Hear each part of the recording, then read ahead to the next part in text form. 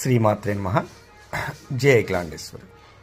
సాధకుడు ఎప్పుడూ కూడా ఒక సైనికుడులాగా, ఒక వేటగాడిలాగా చాలా ఓపికగా గురిపెట్టినటువంటి గురిపెట్టిన వేటగాడు వేటాడటానికి ఎంత సహనంగా ఉంటాడో అంత సహనంగా ఉండాలి.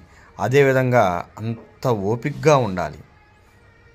ఎందుకంటే సాధనా క్రమంలో తన గురువు చెప్పినటువంటి ప్రతి విషయాన్ని కూడా తూచా తప్పకుండా జాగ్రత్తగా మనసులో మననం చేసుకుంటూ ఆ యొక్క మంత్ర అధిష్టాన దేవతను ప్రతినిత్యం స్మరిస్తూ గురువును హృదయంలో నిలుపుకొని ఆ మంత్ర సాధనని చాలా జాగ్రత్తగా చేయాలి.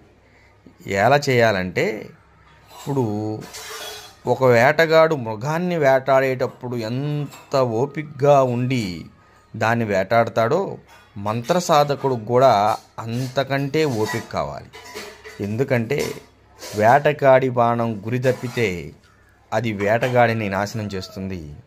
అదేవిధంగా మంత్ర సాధకుడు తన మంత్ర అనుష్ఠానాన్ని గురువు చెప్పిన మార్గంలో కాకుండా తన ఇష్టానుసారంగా గనక సాధన చేసినట్టయితే ఇతడు మంత్రభ్రష్టుడవుతాడు. ఆ మంత్రం ఇతన్ని కబలించే అవకాశం కూడా ఉన్నది. కనుక సాధకుడికి వేటగాడికి ఎప్పుడూ కూడాను ఓపిక ఉండాలి. గుర్తుపెట్టుకోండి. శ్రీమాత్రే నమః. జయ అఖిలాండేశ్వరి. శుభం భూయాత్.